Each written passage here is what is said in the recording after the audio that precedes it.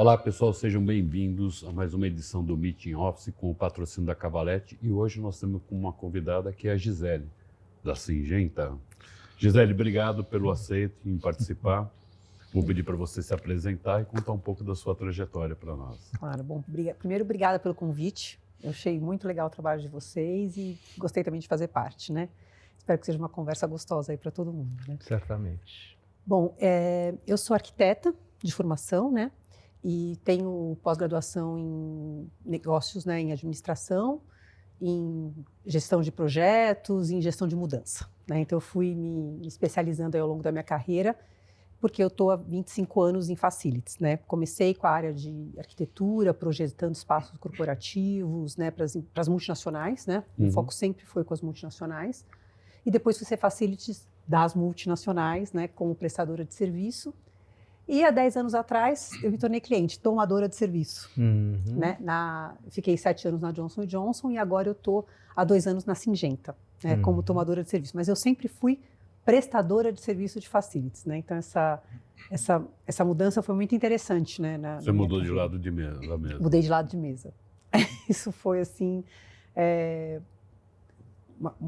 muito diferente, né? Você prestar serviço de facilities e depois você né, tomar o serviço de facilities. Mas foi ótimo porque hoje eu entendo os dois lados da mesa, né? Eu acho queria ter tido uma passagem como cliente antes de começar a prestar serviço, porque eu acho que faltou lá, né, um pouquinho, né, da minha empatia com o cliente, porque por mais que a gente tenha o cliente parece que é o lado forte, né? O cliente não tem um contrato, né? O prestador de serviço tem um contrato. Por mais que ele tenha que ser flexível, ele tem um norte para onde ele vai, o que ele tem que entregar, ele tem alguma coisa mais concreta, né? E quando você é cliente, você não tem muito... Eu lembro meus clientes, eu não entendia muito bem, né, a relação deles com os stakeholders, né?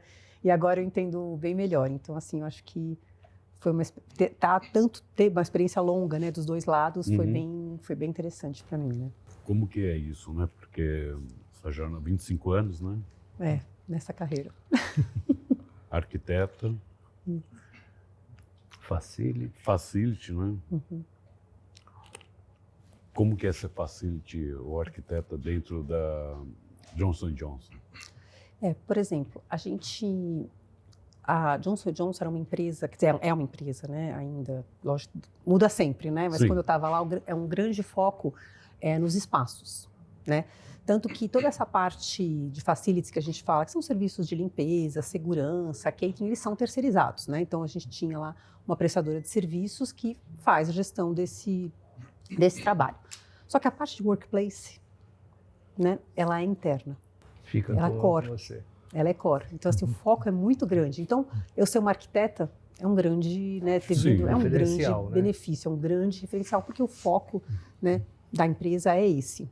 Então, assim, principalmente em escritórios, né? Então, isso não vai para... E a parte também de asset management, que a gente fala que são os equipamentos de fábrica, também a gente tem uma parte que é terceirizada, essa se divide um pouco com a empresa terceira especializada e uma parte fica como core da empresa, porque é uma área, né, principalmente na parte produtiva, né?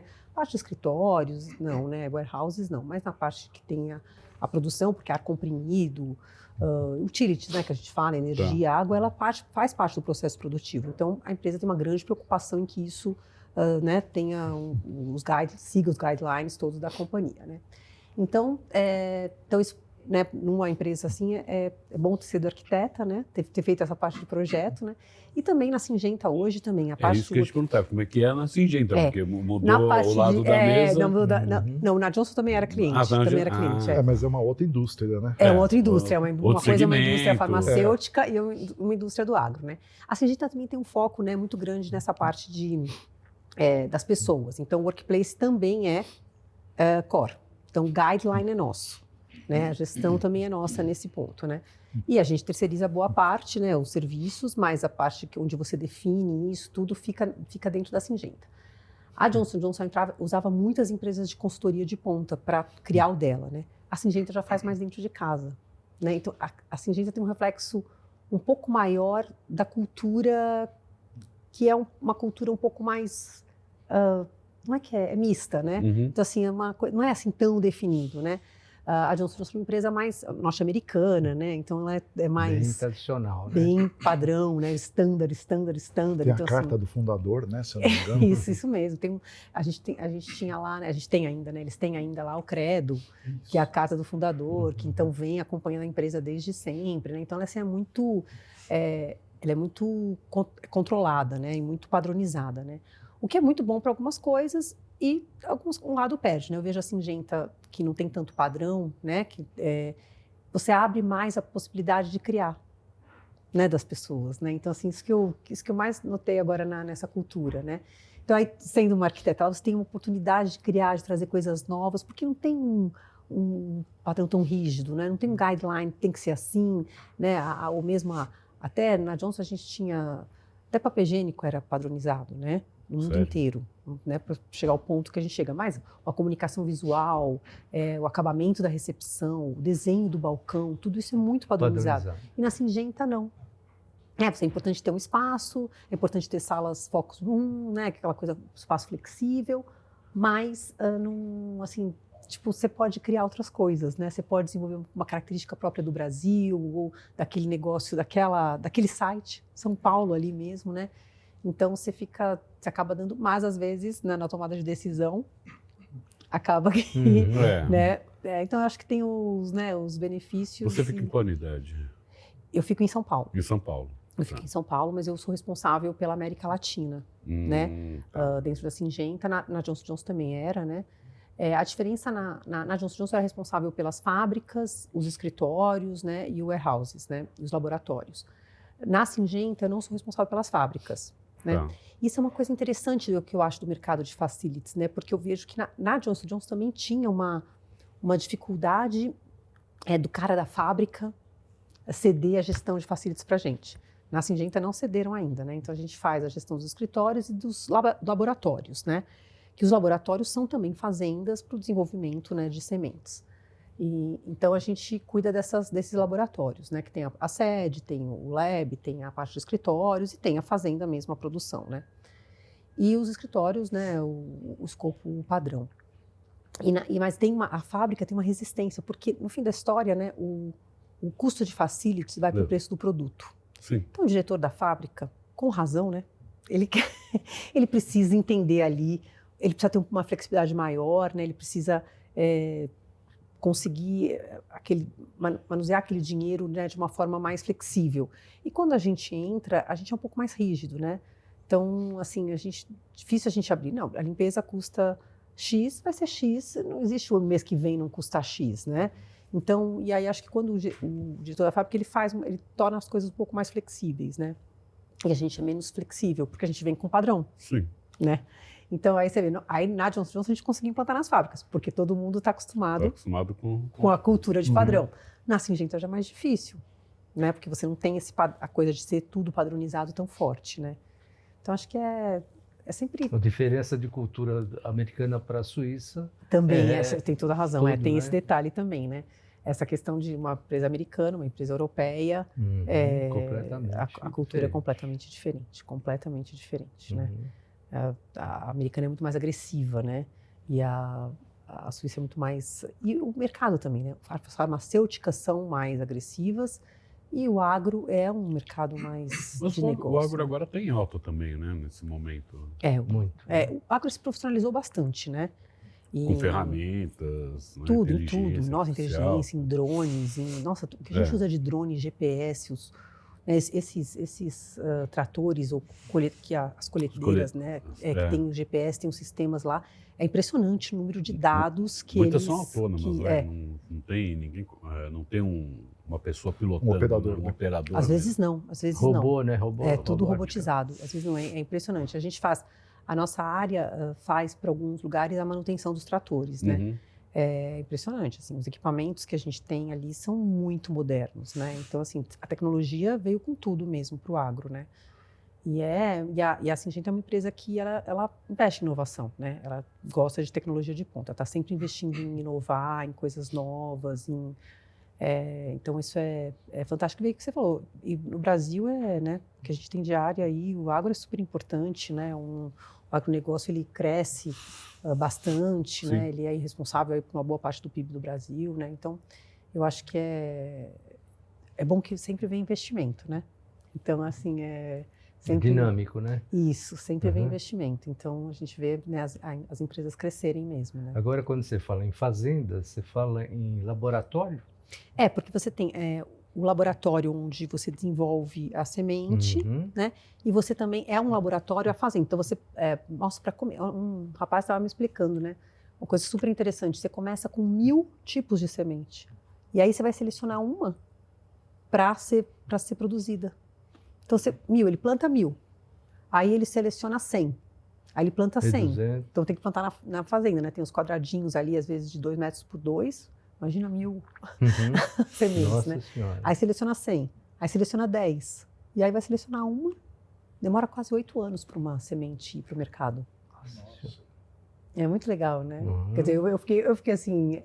né, tava conversando, né? A gente estava conversando antes, essa questão de como você aprende, né? Como você aprende, assim, não tinha a nem cultura ideia da disso. empresa. Eu também não tinha. Eu conto para todo mundo. Você falou em tão... fazenda dentro da Esse é um laboratório, Puxa vida. Aí eu visitei as fazendas lá no Mato Grosso, são muito bonitas, são muito bem cuidadas, os equipamentos, né? Tudo muito, super tem interessante. Video também, né? Imagino. Tem. Não, e tem uns laboratórios que é muito legal. Você tem ali as amostras com, vamos ver a formiga, como é que é. Aí tem as formigas lá dentro. Então, você entra num laboratório, do tamanho dessas salinhas, né? E aí você tem as prateleiras, você tem os tipos de formiga. E aquela, como é que ela vai se comportar. Os tipos de lagarta. Aí é muito interessante. O laboratório é isso, né? Tem as salinhas com a umidade, temperatura, né? Iluminação adequada para as plantas poderem, né? As estufas são super tecnológicas. Nossa, é muito legal. Tem umas estufas assim. Tem as de madeira, tem as simples, mas tem aquelas estufas super tecnológicas, onde tudo é controlado, porque esse é o objetivo da estufa, né? Sim. Então, você controla a temperatura, umidade, incidência de luz, tudo. É muito... E você é responsável pela parte... de manutenção disso. De tudo. É por isso que a gente está... manutenção dessas coisas todas são nossas. Né? Na América Latina, né? Na América Latina, isso. Como que é? Mas a gente não tem, eu não tenho muito, eu tenho esses laboratórios né, das sementes, a gente tem no México e no Brasil. Tá. No resto você tem fábricas em alguns outros lugares, mas aí não está no meu escopo, né? E os escritórios você tem espalhados aí pela América Latina inteira, né? Escritórios pequenininhos de representação de venda, grandes como de São Paulo, que a gente tem 3 andares, né? Aí você tem uma variedade, né? Mas eu tenho 2 plantas no México e 5 plantas no Brasil. Então, só dessas... 5 no Brasil? Dessas de laboratório, dessas fazendas. Não é nada complicado, então. Não, Eu esqueci, eu contei ironia. É um pouco complicado. Mas sabe que eu acho que hoje, quando eu entrei, eu fiquei bem assustada, né? Porque a minha equipe toda era agrônomos. Que estavam na... É isso que a gente pergunta aqui, que faz parte dessa equipe. Eram agrônomos, né? Então, assim, eu tenho pessoas que foram agrônomos, né? Não, uma parte, é um mix ali, né? Mas eu tinha 3, 4 que eram agrônomos. E tinham trabalhado em pesquisa e desenvolvimento na Syngenta e mudaram de área. Né? É interessante isso. Eu falei assim, nossa, né, será que, né, deve ser tão complexo assim que para cuidar de facilities precisa ter, né, ter agronomia, ter trabalhado em fazenda, ter entendido isso, né? Então achei até um pouco estranho, né? Mas aí depois eu vi que na verdade é bom, né? É bom ter esse conhecimento, sim. Eu acho que é muito bom. Né, a gente fez umas mudanças de organograma e hoje eu tenho só um agrônomo na minha equipe, né? Mas é muito bom ter ele, porque ele entende bastante. Então, assim, ele fala a linguagem, às vezes, né, da pessoa. Quem precisa falar. Então, isso é bom lá do pessoal de campo. É verdade, traduz para mim. Né? Então, isso é muito bom ter, né? Mas logo que eu cheguei, tinha lá uns 3, 4 agrônomos, né? E eu falei, o que aconteceu, né? Eles não estavam em área nenhuma e vieram para essa, né? Não, e na verdade é que começa uma parte, mesmo na fábrica, por exemplo, que o agrônomo cuide disso, porque ele entende a necessidade do campo, né? Então, essa ponte aí. Então, é interessante, né? Germina um talento. É que hoje a gente pensa o arquiteto cuidar de a facilities no escritório. Até meio óbvio, né? Porque o arquiteto no espaço de escritório, ele enriquece muito, né? A questão de espaço. Então a gente está pensando nas pessoas, essa coisa que a gente está falando de voltar para o trabalho, né? Pós-pandemia, trazer, né? Atrair as pessoas. Então o arquiteto, ele agrega um valor muito grande nos escritórios. E se você pensar fazer manutenção de fazenda, né? O agrônomo pode agregar um valor enorme aí, né? E o teu olhar também pode, né? Aí já, né, fica um misto, né? Mas é interessante. É porque eu fiquei assim, falei, mas que essas pessoas sem background facilities, né? Eu falo, não vou entender, né, o que eu estou falando, né? Mas não, foi muito bom, me surpreendeu bastante, eu gosto muito da minha equipe. Mas você cuida também dessa parte, né, dos laboratórios, onde tem todo um problema com ar-condicionado. Sim, tudo. Higienização. Tudo. É a limpeza específica de laboratório. Isso deve ser uma Onde tem coisa. gente, né? Oi? É onde tem gente, tem esses problemas, né? Sim, mas é nosso material genético, né, que está lá. Então, assim, é o nosso maior asset, né? É o mais valioso da companhia, né? E esse laboratório você passa assim, é uma pessoa, né? Um negócio enorme, assim, trabalhando, 2 pessoas trabalhando, porque tudo é maquinário, assim, né? Eu fui visitar uns laboratórios, a moça responsável virou para mim e falou assim, ó, esse maquinário é mais de 5 milhões de dólares, né? Você sabe, não sei o quê, a gente só tem 2 na Syngenta no mundo inteiro. E Começou o terrorismo, né? Ela faz terrorismo, não é só o Gustavo que faz terrorismo, né? Então, aí então, assim, são equipamentos muito... A gente tem que eu tive a oportunidade de visitar lá em Londres, né? Que aí esses equipamentos, eles são realmente muito valiosos. Você não vai ter o técnico deste equipamento lá, né? Então, a gente começou a usar aqueles óculos, sabe? 3D. Muito legal aquilo, né? A gente tem, mas a gente acabou nunca usando. Aqui no Brasil não teve uma necessidade, porque a gente nem tem esses equipamentos. Então, você chama o fabricante, ele chega logo. Os equipamentos nem são tão complexos, né? Mas, então, esses óculos são muito legais, porque você fala com o fabricante lá da onde ele está, o cara põe o óculos e vai explicando como é que faz a manutenção. A gente teve bastante sucesso nesse tipo de equipamento, né? De eu acho que essa questão de manutenção evoluiu muito, né? Com a tecnologia, né? Isso é... Porque eu lembro, mudando para um outro setor, vamos falar de gráfica, né? Eu lembro que o cara tinha que vir da Alemanha para cá para ajustar uma peça e demorava meses. Você sabe que quando eu estava na Johnson & Johnson, eles estavam construindo aqueles braços mecânicos que fazem cirurgia. E você falou da Alemanha, eu lembrei. Na Alemanha, um braço quebrou. Aí o técnico teve que... Aí esse robô aí não tem como. Ele teve que sair dos Estados Unidos e ir para aAlemanha para dar manutenção. Que o óculos acaba favorecendo. Acaba favorecendo, porque... E também é um equipamento de estufa, de coisa controlada, né? Eu acredito que o braço robótico para operar alguém, acho melhor. Tem que ser super. Acho melhor técnico ir para a Alemanha, né? É muita precisão, né? É muita precisão. Na sua atividade de facility, onde é que você observa o maior gargalo que tem dentro da sua atividade diária, do dia a dia? Hoje, eu acho que assim, principalmente na Syngenta hoje, né? Você fazer valer os padrões da empresa, né? Porque como é uma empresa, como eu disse, até tem essa parte de oportunidade de criar, que não é muita cultura, muito standard, hoje a gente tem um gargalo de standard. Então, mas a tecnologia ajuda bastante. Até ontem mesmo a gente estava com uma reunião falando sobre isso, né? Como hoje alguns sistemas você consegue colocar travas, né? Customizar para você, porque tem que agendar estação de trabalho para trabalhar lá, né? Sim. Porque, né, como a maioria dos escritórios. Aí não posso agendar para não sei quem, não, tem que agendar para mais de uma pessoa. Não, posso bloquear a semana inteira, posso fazer isso, posso fazer aquilo. Aí bloqueia tudo, as pessoas não vão, aí fica dando a sensação que está lotado e não está lotado. Então, hoje, no nosso dia a dia, o meu maior desafio realmente é você conseguir trazer um padrão para a empresa. E o que a gente está vendo também como desafio é trazer o pessoal de volta para o escritório. Isso. Né? Isso está sendo um desafio. A gente tem uma política de 3 vezes por semana, né? Mas as pessoas não estavam cumprindo ela. Então, hoje o que a empresa está pedindo é só para cumprir. Não precisa voltar todo dia, mas a gente quer 3 vezes por semana o pessoal lá. Então, trazer eles de volta. E foi uma coisa interessante, que é um desafio interessante esse, porque ficou pronto o escritório e teve a pandemia. Então, o escritório nunca foi usado na sua totalidade. Sim. Aí acabou a pandemia, as pessoas começaram a voltar, já no modelo híbrido. Então, o escritório, aí agora, né, a gente fala, então todo mundo tem que voltar para o escritório. Aí voltou uma vez, estava um pico super grande, estava quase 80% de ocupação. É grande já, é o sinal de que a pessoa tem, apesar de ter 20% livre, o usuário já tem a sensação que está faltando, está lotado. E realmente estava faltando lugar lá na cafeteria para o pessoal almoçar. E a gente não estava acostumado, né? Então agora a gente está com essa, desde o começo do ano, desde que a gente está com essa política das pessoas realmente estarem 3 vezes por semana no escritório. Então a gente está tendo um desafio do escritório lotado. E não tem infraestrutura para todo mundo. Que a gente ficou 5 anos no escritório sem saber que não tinha infraestrutura para todo mundo, né? Então, estamos com problema de vaga de garagem, estamos com problema de lugar para o pessoal se alimentar, estamos com problema de água gelada, que os bebedores não dão conta, sabe? Uns problemas que a gente... Nossa Senhora. Que a gente não... Quantas pessoas são? São 600. Tá.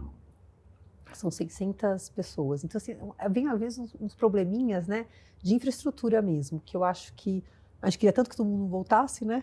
Pois e aí, Então, e aí o pessoal reclama, aí não quer voltar, né? É. Não tem lugar pra gente almoçar. Ou eles né? combinaram, né? Vamos todo mundo voltar para dar problema para eles optarem depois. Dá um overbook. Aquele WhatsApp que nenhum diretor ou gerente participa, né? Vamos lá, todo mundo voltando. Mas essa questão de voltar é um problema que, assim, é o que a empresa quer pelo DNA da empresa ou uma imposição, né? Porque... Não, é que a empresa quer pelo DNA da empresa, né? Porque... Acho que ela sentiu que perdeu um pouco a conectividade das pessoas. Até porque muita gente foi contratada nesse período. Né? Exatamente.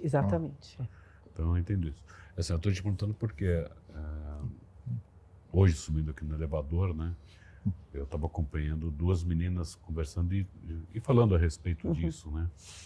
Porque elas vêm 3 vezes por semana também para cá, pro escritório, né? Trabalhar num outro andar aí.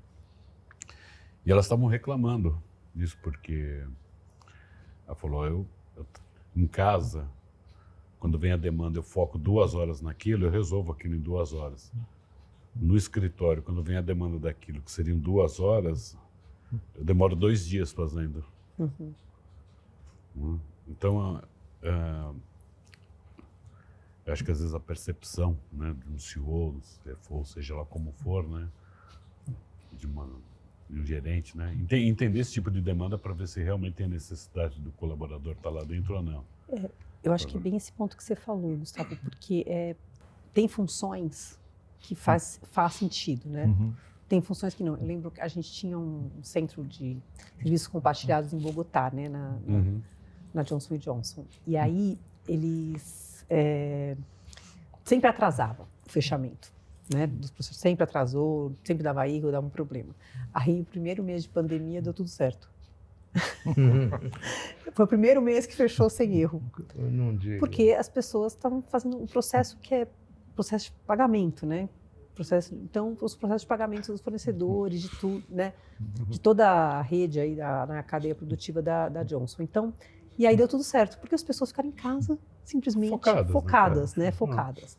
Então, eu acho que isso aconteceu mesmo no início da pandemia. Mas eu não sei se depois, com o tempo, né, a gente sentiu que e na Johnson aconteceu a mesma coisa, né? Teve uma queda de produtividade. Começou, logo que o pessoal foi para casa, foi uma produtividade muito alta. E depois a gente sentiu uma queda. E começou a contratar um monte de gente, foi o que você falou, e as pessoas não conheciam as outras, né? Então, quando você não conhece, fica tudo mais difícil, e principalmente em empresas de relacionamentos, né? Tá. A Johnson é uma empresa de relacionamento, né? E assim, gente, ela é super de relacionamento. Ela não é só relacionamento, você tem que engajar, não é só se relacionar, fazer network, não. Você tem uma parte de engajamento para as coisas poderem andar muito grande, né? Então, se você não tem essa oportunidade de estar trocando, estar encontrando, perde bastante, né? A cultura míngua. Eu acho também isso. Eu não sei, eu sou a favor de volta para o escritório, né? Mas eu entendo o que você fala quando, às vezes, tem funções que não fazem o menor sentido. Eu tenho dia que eu fico o dia inteiro em reunião. Qual é o sentido de eu ir para o escritório e ficar... Não, a pessoa, vamos almoçar? Não, tomar café não consigo. Tenho reunião uma seguida da outra, mal consigo ir no banheiro. Quer dizer, qual o sentido de eu ir para o escritório? Né, se eu vou ficar em call, reuniões de call, né, reuniões fora do Brasil, com pessoas em outros países, Qual é o sentido de eu ir para o escritório? Não é nenhum mesmo, né? Nenhum. Então, eu não vou faltar nas reuniões, então também, né? Mas eu acho que tem que ser... Eu acho que precisa de uma maturidade, de um foco que a gente... Não sei se todo mundo tem, né? Então, isso que eu, às vezes, questiono. Não, até porque é engraçado, porque no final as meninas estavam subindo, elas comentaram assim, né? É complicado porque até para sair de casa a gente tem que se arrumar, tem que passar batom, tem que trocar roupa. Você demora 2 horas, né? Amei. Nós mulheres, né? 2 horas para se arrumar, 2 horas de trânsito. 4 horas do dia. Aí assim, aquilo que eu ia resolver em 2 horas, eu resolvo em 8, 10. Então, assim, eu não digo que eu sou a favor ou não, até porque durante 20 anos nós fomos presenciais, né? E hoje a gente, depois da pandemia, antes da pandemia, a gente já se tornou um coworking e home office, né? Então, a gente já fez isso antes. Então, a gente está habituado, a gente já se habituou a isso, né? Mas, por exemplo, o Onaga não consegue trabalhar de casa, né? Ele vai para o coworking. Eu também não consigo trabalhar dentro de casa, né? Porque... Tudo acontece lá dentro. É muito foco de distração, né? Eu descobri que minha esposa... Eu sou casado com a Barbie, né? Então... Quem vai abrir a porta, quem vai atender o telefone, quem... Entendi. Né? Quem é você? É isso, Quem, né? Eu virei o quem, né? Sou casado com a Barbie, então eu sou o quem que vou... Quem atende o telefone. Fora a cachorrinha, né? Quem vai dar comida para cachorro, quem vai falar com o cachorro, quem... Então, não dá para... Então não dá, a gente trabalha em formato de cowork, né? Tanto eu como ele numa unidade ou em outra, né? Que fica mais próximo da nossa casa, tudo, né? Então, eu também não consigo trabalhar dentro de casa, né? Até porque eu sou convocado a cada pouco por alguma coisa, né? Então, para buscar a encomenda que chegou. Quem vai buscar a encomenda lá na portaria? Chega. Quem vai atender o interfone? Então tem toda essa dificuldade. Então, agora eu entendo que tem pessoas que rendem mais em casa, né? Eu percebi isso com a equipe porque nós tínhamos uma equipe grande, né, de 30 colaboradores, e o pessoal que fazia home office. Deixa eu falar um parênteses, sem contar que ele mora só com a mulher num apartamento de 350 enorme. 350 metros. Então dá para... Pois é, dá muito bem. Ele está falando isso, mas... Está reclamando de barriga cheia. Tem a possibilidade de fuga aí, né? Tem possibilidade de se trancar num quarto e... Quem está nesse quarto? Mas sabe que eu acho que no começo da pandemia, eu trabalhava bastante de casa e não tinha interrupção, porque estava tudo meio fantasma, né? Todo mundo com medo, Todo mundo parece. com medo, ninguém saía. Apreensivo. Eu também não consigo mais trabalhar de casa, porque é uma interrupção constante, né? Então, eu não consigo. Às vezes eu estou no telefone e eu falei assim, mas gente... Então, eu não consigo, porque a gente tem reuniões, a gente tem processos, né, que acabam acontecendo dia a dia, do nosso trabalho, do dia a dia do office, né? Então a gente não consegue, eu não consigo ficar dentro de casa, ele também não. Agora, isso não faz com que a gente tenha um escritório num local onde a gente tem que reunir tudo, se encontrar para trocar ideia. Toda a staff, né? Porque a gente tinha pessoal que vinha, né, de São Bernardo, outro de Santana, sabe, outro de Guarulhos. Então, assim, a jornada, que é justamente aquilo que a menina está falando, né? 2 horas para ela se arrumar, 2 horas de trânsito, entendeu? Aí o pessoal chegava no escritório, era para entrar às 9, chegava às 9h30, 10 horas, aí vai tomar um café, vai ligar o computador, vai não sei o quê, fala com um. Aí quando ia iniciar alguma coisa, não vou começar isso agora porque eu vou almoçar. Né? Então deixava para o período da tarde. E aí, sabe que 5 horas, 6 horas ia embora. Aí quando dava 4 horas, também não vou pegar outra demanda porque não vai dar tempo de finalizar. Vou deixar para o dia seguinte. E quando você leva isso para dentro a pessoa trabalha no seu ambiente mais próximo, no escritório, no home office, seja lá como for, ela rende isso de uma outra forma, porque ela demora menos tempo para se locomover. Esse tempo de locomoção é péssimo, você tem toda a porque razão. São Paulo é complicado. São Paulo é muito complicado, é sempre muito, muito difícil mesmo, eu concordo com você, mas eu acho que foi o que você falou, né? Eu acho que tem funções que fazem sentido, fazem todo o sentido, e tem funções que você precisa interagir com as pessoas, né?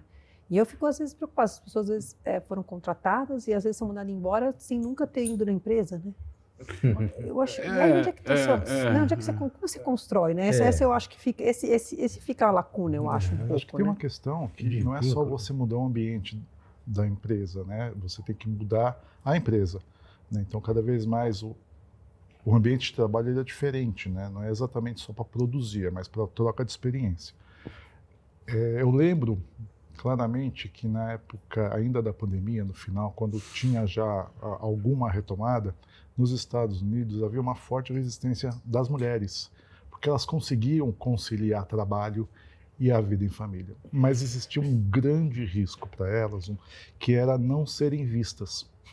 Então isso poderia barrar muito a ascensão das mulheres nas empresas, porque assim os homens voltavam, então eles eram vistos, na hora de promoção eram os mais lembrados. Uhum. Então tinha isso ainda existe, né? Porque muitas empresas não mudaram ainda, entendeu? Então tem essa preocupação das pessoas não só trocarem experiências, mas de serem vistas também. Acho que isso é importante. Óbvio, concordo. Não é. Existem funções que, claro, você pode exercer de casa sem nenhum problema, mas isso não é um empecilho, não é um obstáculo para que ela vá pelo menos umas 2 ou 3 vezes na empresa. No ano, né? Oi? Porque eu tinha uma assessora de imprensa que trabalhou com a gente praticamente quase 10 anos e ela estava aqui em São Paulo, numa região próximo da Paulista. Ela acabou casando e indo morar em Alphaville, né? Uhum. Como é que você vai de Alphaville para lá e para cá com um filho que acabou engravidando, tendo filho, tudo? Como é que você faz isso? Você não faz, né? Então, querida, sua casa, está aqui a demanda, né? O deadline é esse, acabou e pronto. Mas algumas funções funcionam. Eu acho que esse é o ponto, né? E também depende da cultura das empresas, né? Eu acho também isso. Empresas muito grandes. Empresas menores faz todo sentido, né? Empresas muito grandes tem ali, né, o momento da troca, que é importante. Empresas que estão constantemente mudando, né? Tem aquelas empresas que não sossegam, né? A Johnson & Johnson era uma empresinha, não sossegava. Uma época eu falei assim, não, tá tudo no trilho aqui, tá tudo bem, a gente pode até pensar em diminuir a equipe, né? Eu falei, porque tá tudo... Não, aí vem 5, 6 projetos novos, coisas novas. Eu falei, não, aumenta a equipe, porque, né? Então, assim, aí você acaba... então, talvez essas... ainda mais se a gente né, mesmo na época da pandemia, né? Acho que ninguém sabia direito como operar, então a gente mudava constantemente os procedimentos, o protocolo de entrada das pessoas. Todo dia era uma coisa nova. E a gente estava toda hora no site. A nossa área estava toda hora no site, né? Era engraçado, porque a gente precisava toda hora era uma coisa nova, né? Porque ninguém sabia direito como... Então, eu acho que depende muito... Tem vários... Não dá para, né, padronizar mais, né? Tá vendo? Então, esse é o ponto, né? Acho que tem tipos de empresas, tem funções, né? Tem objetivos. É verdade, quem não é visto não é lembrado. Eu vi mesmo agora na Syngenta, né? Recentemente, meu chefe esteve no Brasil, né? Ele fica em Londres, né? E aí ele foi fazer uma conversa com os stakeholders, né? Principais, assim, né? Diretores. E aí todos falam assim, não, eu conheço a Gisele. Não, eu vi a Gisele. Eu sei que... Mas essa pessoa da sua equipe, não, essa eu não sei quem é. Sabe, uma pessoa que nunca vai. Ele falou, aliás, eu vejo ela mais do que eu via você, porque eu substituí ele, né? Ele era o líder da América Latina e ele virou líder global. Isso é muito legal também na Syngenta, uma coisa que eu fiquei encantada. Tem muito líder brasileiro global. Na Johnson & Johnson não tinha, impossível. Líder global brasileiro, né? São só os americanos, Aí, na Syngenta você tem muito líder global que veio do Brasil, né? E aí eles falam assim, a gente via mais... Você em 7 anos aqui, que ele ficou 7 anos na posição, a gente vê mais a Gisele do que você, né? Eles brincaram com ele, né? Então, assim, é legal. Então, ele recebeu um feedback meu positivo. Com pouquíssimo tempo de empresa. Porque eu estou indo lá, né? Eu sou diretora da área, mas eu estou lá. Né? Lá tinha muitos líderes também que eram América Latina, então a gente tinha o mesmo escopo, né? São do negócio. Então, isso é válido, né? Assim, se a minha geração, a gente vê um valor grande nisso ainda, né? Então, assim, mas depende, acho que depende da função, depende da cultura, depende de tudo, né? Agora, falando de cultura e falando dessa questão da ocupação, como é que você conversa com o RH para ajustar isso?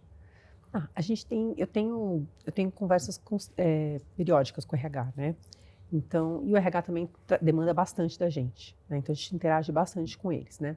A gente também tem aquele modelo de HR partner, né? Mas tem o HR responsável também, que é responsável pelos funcionários como um todo, né? Que é esse que a gente vai encontrando. Então, assim, o HR, ele é um cliente interno, né? Porque eu acho que até às vezes, pelo menos na Syngenta, né? Você não tem um conflito de interesse grande aí, né? Porque ele vai querer tudo né? Então, então a gente tem que controlar bastante, né, o que eles querem, porque eles querem tudo para os funcionários, né? Que tá certo, cada um faz o seu papel ali, né? Mas a gente trata eles mais como um cliente interno. Então, mas sim, eles são a voz, né? Eles sempre trazem coisas para a gente, eles são um ponto de informação que a gente que vem. Até tem muitos momentos eles ajudam a gente a conter um pouco, né? As demandas que não fazem sentido, né? Então, então a gente tem uma relação não é tão próxima, né? Mas mesmo na Johnson & Johnson não era, sabe? Assim, não é uma coisa super próxima, vem como uma demanda mesmo, né? Então é um HR mais... Até uma coisa interessante, não sei como é que na maioria das empresas, tem HRs que são mais participativos, né? Sim. São mais... E essa área de facilities, quando eu comecei, em algumas empresas, reportava para recursos humanos, né? Teve uma época que era assim, não era? Era, né? Depois aí mudou, né? Algumas empresas para finanças e até as empresas mais estruturadas, você tem uma estrutura global, até né? porque é uma cultura que vem norte-americana, né? Vamos dizer assim. Né? Então, é verdade, tem razão. Não. É. Então, ela tinha um escopo, né, dentro daquilo. Né? Hoje, algumas coisas foram adaptadas, né, para a América Latina, né? Isso é um desafio enorme, né? Isso é muito engraçado, porque eu sempre, agora não tem mais, né? Mas no começo, né, você vinha ali com remoção de neve, né? Era muito engraçado. Todos os facilities a gente brinca disso, né? Que faz contrato global, fala que tem que ter uma equipe de remoção de neve, tem KPI para remoção de neve, né? E é isso que você falou. Então é muita coisa que vem adaptada que às vezes, né? Eles esquecem, né, que não é assim, né? Então, o padrão não serve para tudo, né? Então, tem que ter um pouquinho mais cabeça aberta, né? Mas é engraçado como... porque alguns lugares da Europa, Estados Unidos, tudo bem, faz sentido, mas... Pra gente não faz. Daqui a pouco pra gente está funcionando. Vai fazer, também. né? Acho que hoje talvez. Hoje eu estava vendo algumas coisas no sul lá, tudo bem, que amanheceu com... Um palmo de neve. Quase isso, mas assim, mas isso no decorrer do dia ele desaparece, né? Não é uma constante que você vai... que lá eles ficam meses, com esse desafio. E tem muito acidente, né? Na hora de executar o trabalho, né? O trabalho de manutenção, muito acidente na época de neve, de escorregar, de formar o gelo, né? Então, é uma preocupação grande. Então, demanda um tempo grande da equipe global, né? E aí a gente lá da América Latina, a gente fica... O pessoal do Brasil Lá não tem. Lá não tem. Né, pra gente não é uma realidade, né? Não, porque aí eu vou fazer esse processo, treinamento. Aí tem treinamento, mas tem treinamento para todo mundo de negócio de gelo. Aí tem que fazer treinamento, porque é obrigatório para todo mundo. E aí você faz, né? Mas é engraçado esses padrões americanos que vieram pra gente. Né? Vira um evento de integração, talvez, né? É verdade. Né? Mais do que tirar a neve, é mais para integrar, né? Gisele, qual é que foram as atitudes que vocês tomaram referente aos funcionários que não queriam estar no escritório, queriam trabalhar em casa? Quais foram as medidas que você, como facility, sugeriu?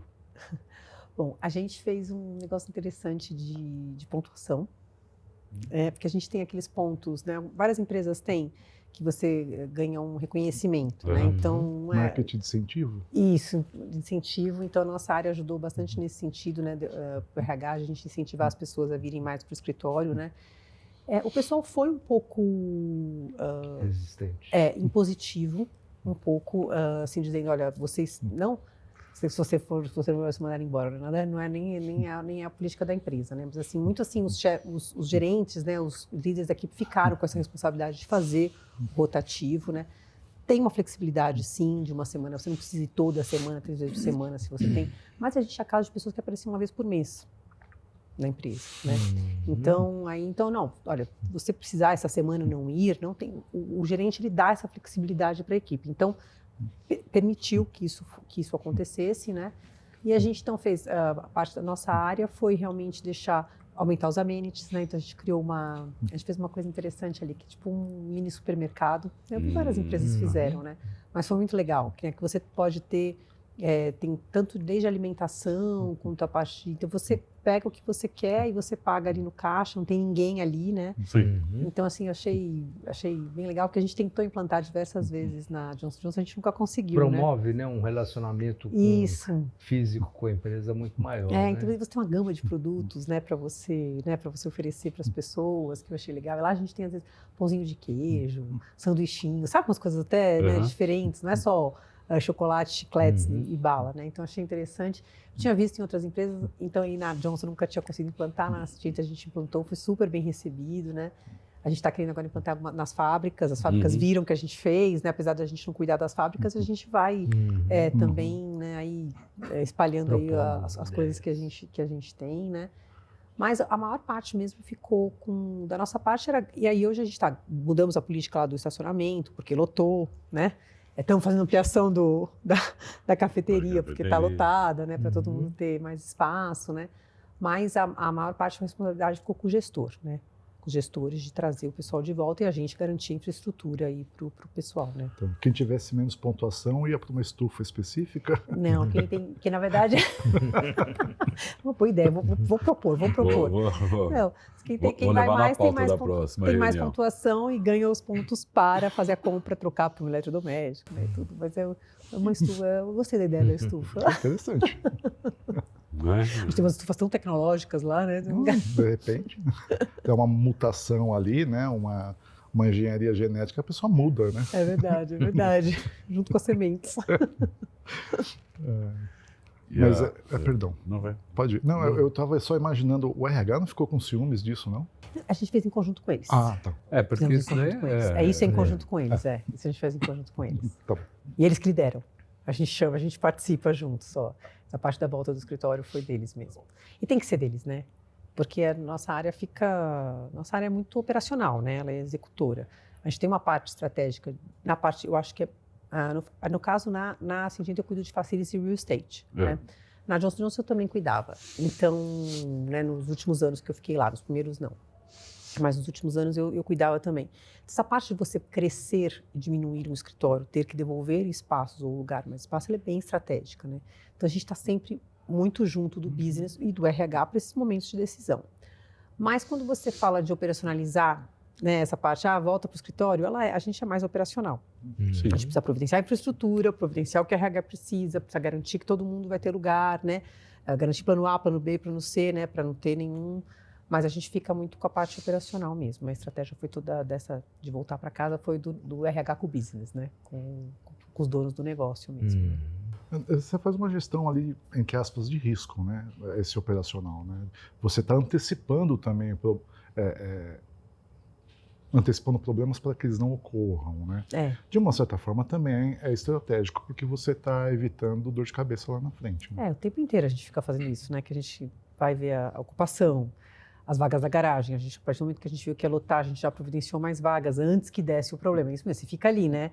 Ainda mais a gente que não tem essa experiência, né, de ter tido o escritório lotado. Como eu disse, a gente ficou pronto, teve a pandemia, passamos aí 5 anos com o escritório operando com ocupação baixa, né, de 50% a 60%, né, e aí fomos para uma ocupação de 75% a 80%, né, e a gente também não, então a gente estava ali, a gente monitora diariamente ocupação de sala de reunião, ocupação dos espaços, né, quem agenda, quem faz check-in, quem não faz, cruza com o controle de acesso, então a gente está ali porque a gente está num momento tenso mesmo, né, que você falou, a gente está gerenciando risco, né, porque aí todo mundo vai começar, não, o escritório não tem infraestrutura para receber todo mundo, né, aí o pessoal vai vir em cima da gente mesmo, né, então isso é para garantir a infraestrutura para todo mundo, né, tem água gelada, né, no verão, não tem isso, não tem lugar para sentar.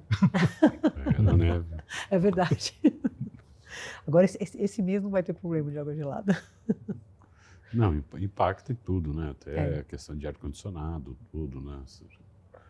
Vocês têm sistema de monitoramento de reserva de salas, né? Temos reserva de sala, reserva de estação de trabalho, né? Você falou que tem algumas pessoas que fecham...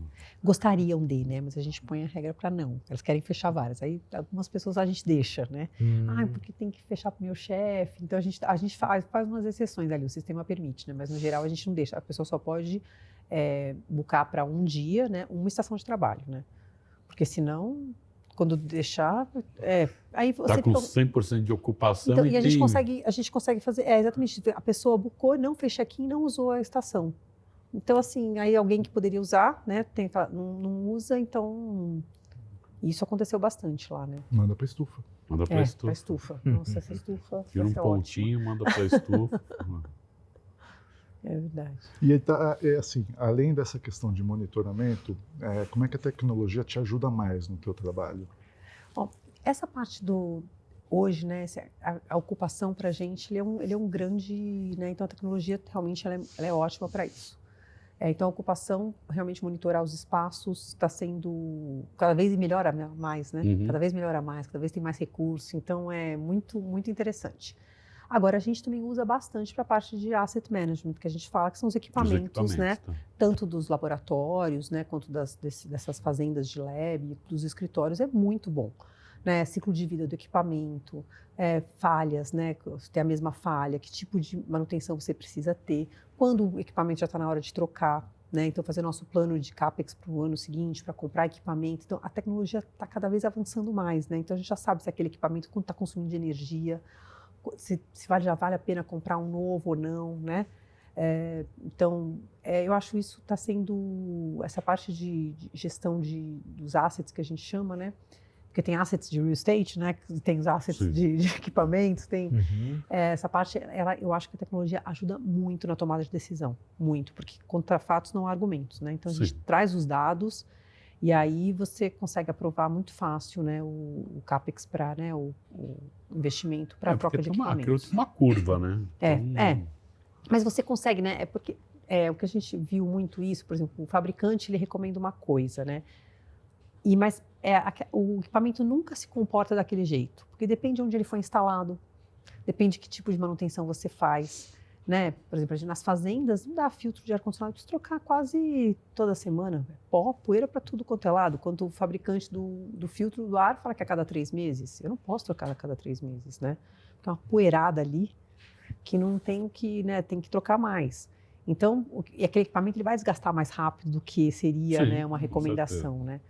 Então, acho que isso é muito, muito interessante nesse sentido, porque cada ambiente, cada forma como você tem equipamento que a gente chega num lugar, o cara nunca deu manutenção, né? Mas aqui nunca, ninguém sabe. Eles faz um container ali, não conta para ninguém, colocam uns equipamentos ali, aí quebra, chamam a gente foi no meio da fazenda, às vezes acontece isso. Mas quem instalou isso daqui, né? E aí a gente descobre que às vezes o equipamento foi totalmente, né? Não vai poder ser utilizado mais porque não teve a manutenção adequada.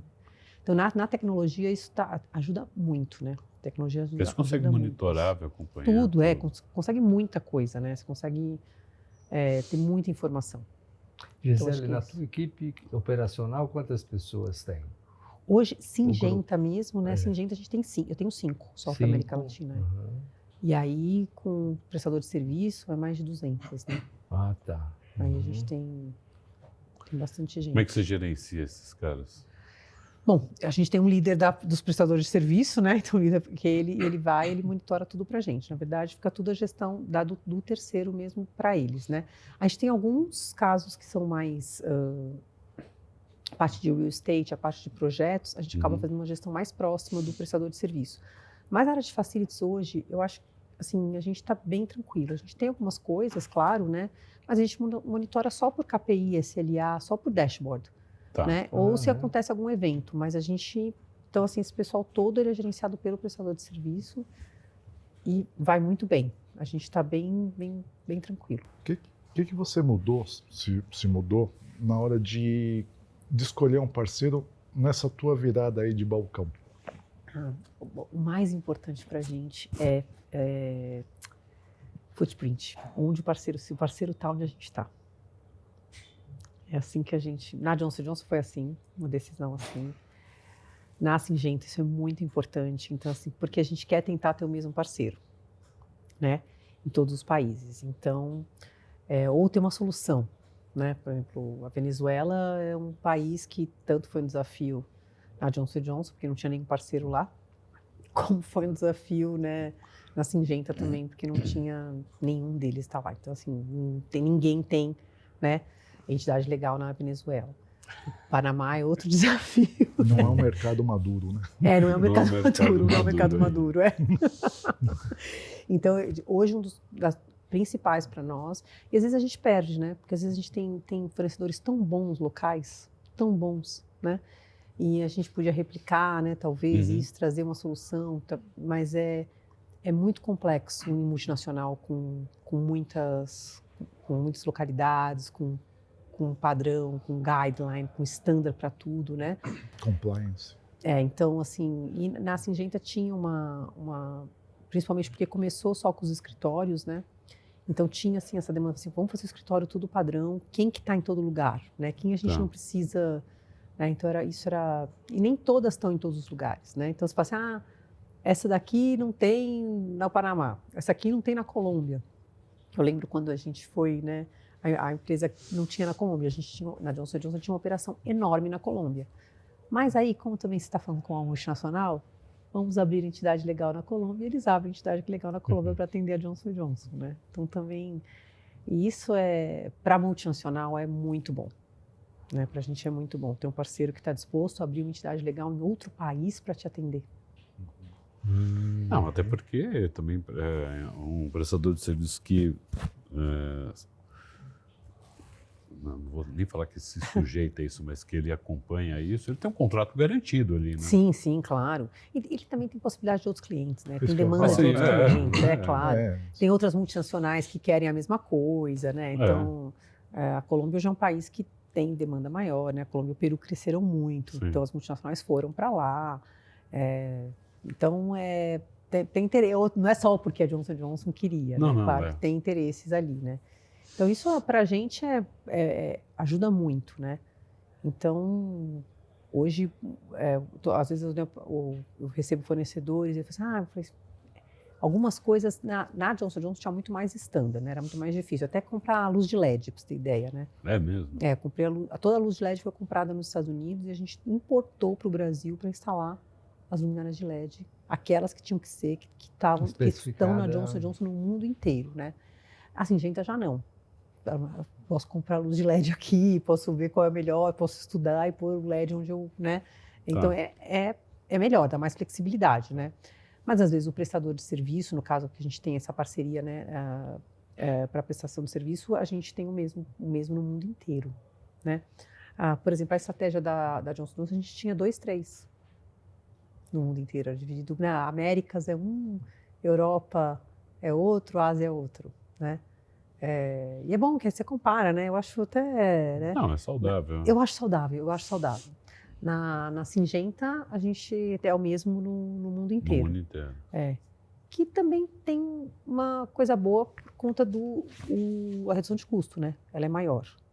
Quando você tem um prestador globalmente, as empresas ficam mais agressivas, essas prestadoras de serviços que são multinacionais também, elas te dão desconto, elas te dão um savings maior.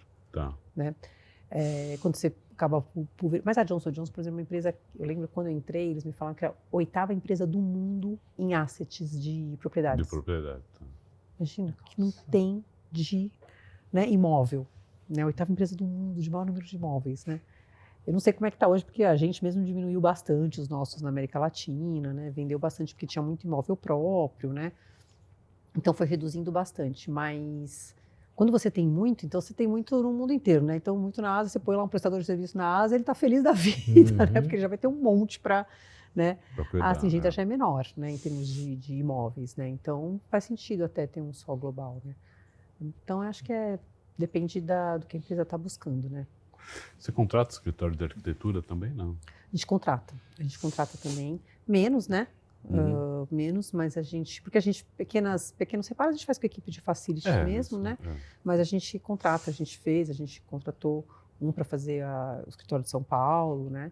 A gente tem escritório agora Londrina, então também a gente contrata os escritórios de arquitetura para fazer os layouts para a gente. E, por exemplo, a gente tem umas fábricas que às vezes eles pedem ajuda para a gente, né? Quem são os prestadores, quem são os escritórios que a gente está usando para eles usarem ali nas fábricas para fazer os escritórios dele. A gente não se envolve, mas a gente indica aqueles que a gente está usando, né? Que já está cadastrado na Singenta.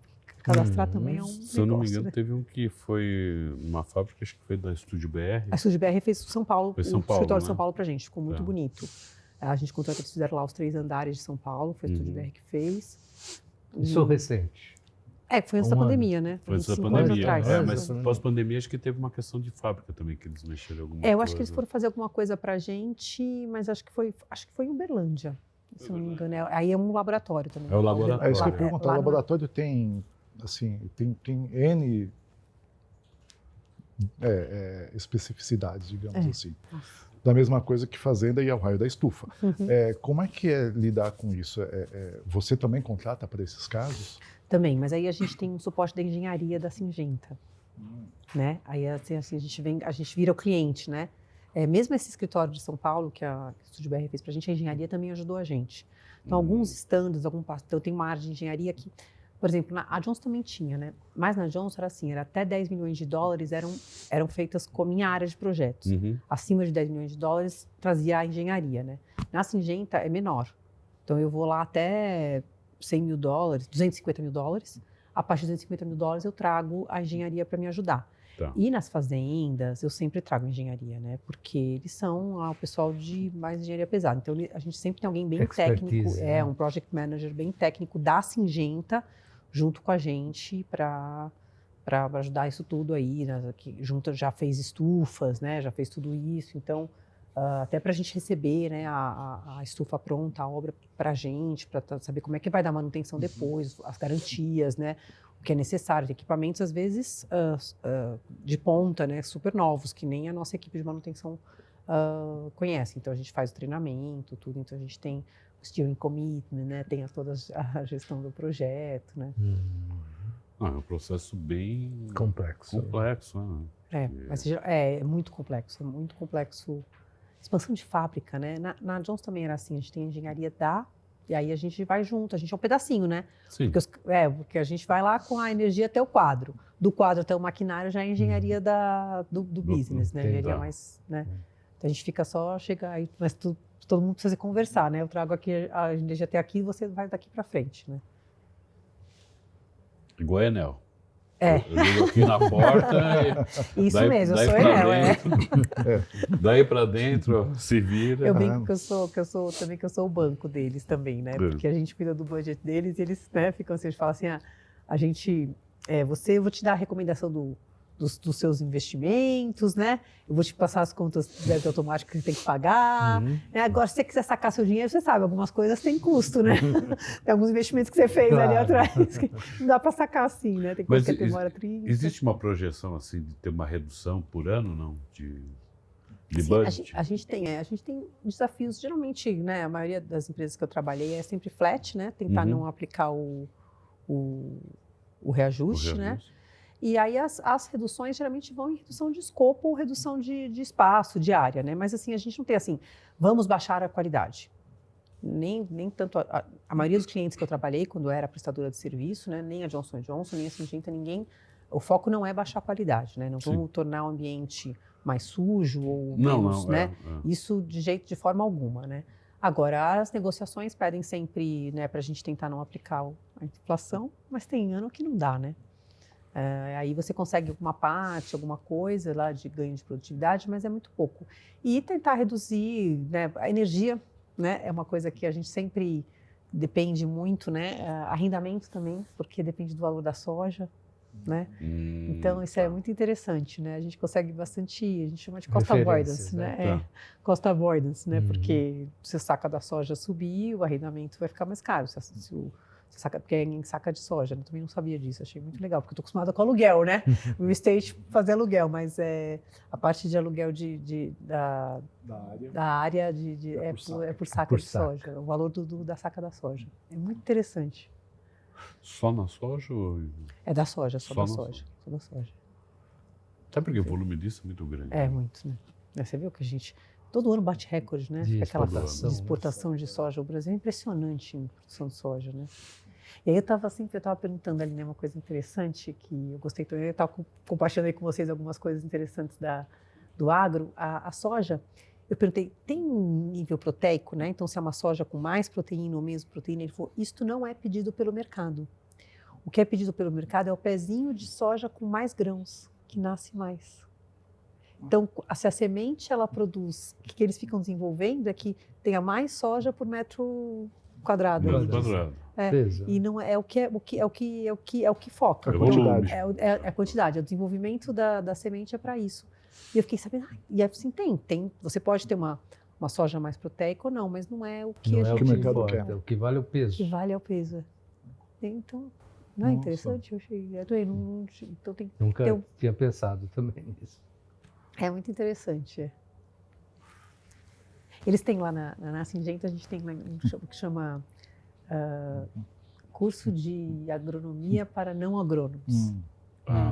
E aí a gente faz, né? A gente pode fazer. É muito interessante, tem bastante para os funcionários mesmo, né? Para a gente entender noções, né? Fundamentais. Né? A cultura da empresa, né? Essa questão, olha, 8 anos para desenvolver uma semente, Sim. né? A gente nem imagina o trabalho, né, que essas pessoas têm, então é muito interessante. Não, até porque,